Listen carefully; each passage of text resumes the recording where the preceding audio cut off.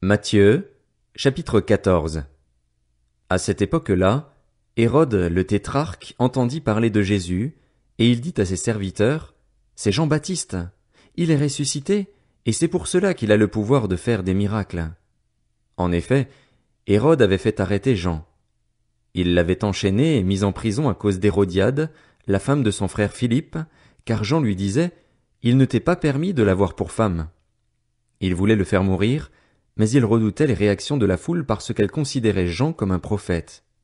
Or, lorsqu'on célébra l'anniversaire d'Hérode, la fille d'Hérodiade dansa au milieu des invités et plut à Hérode, de sorte qu'il promit avec serment de lui donner ce qu'elle demanderait.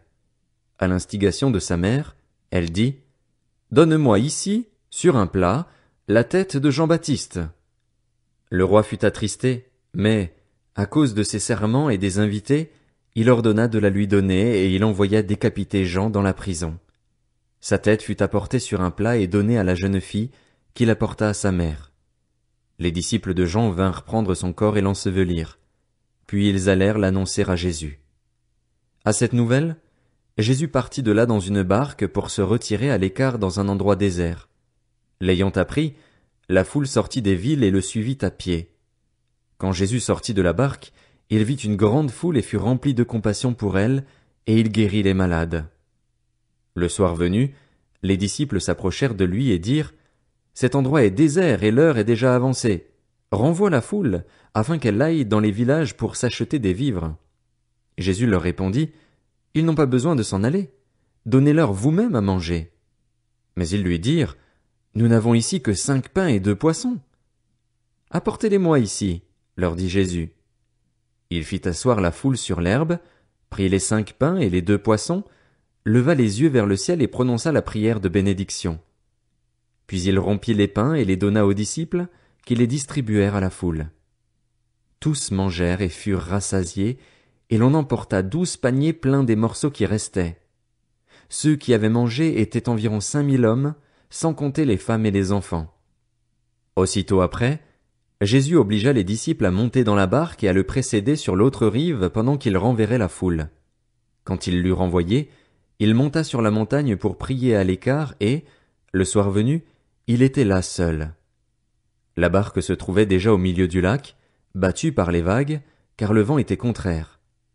À la fin de la nuit, Jésus alla vers eux en marchant sur le lac. Quand les disciples le virent marcher sur le lac, ils furent affolés et dirent « C'est un fantôme !» Et, dans leur frayeur, ils poussèrent des cris.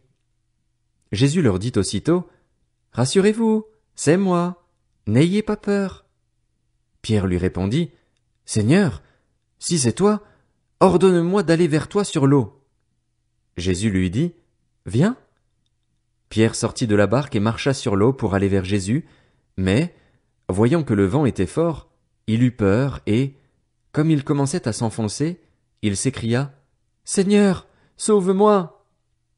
Aussitôt Jésus tendit la main, l'empoigna et lui dit, « Homme de peu de foi, pourquoi as-tu douté ?»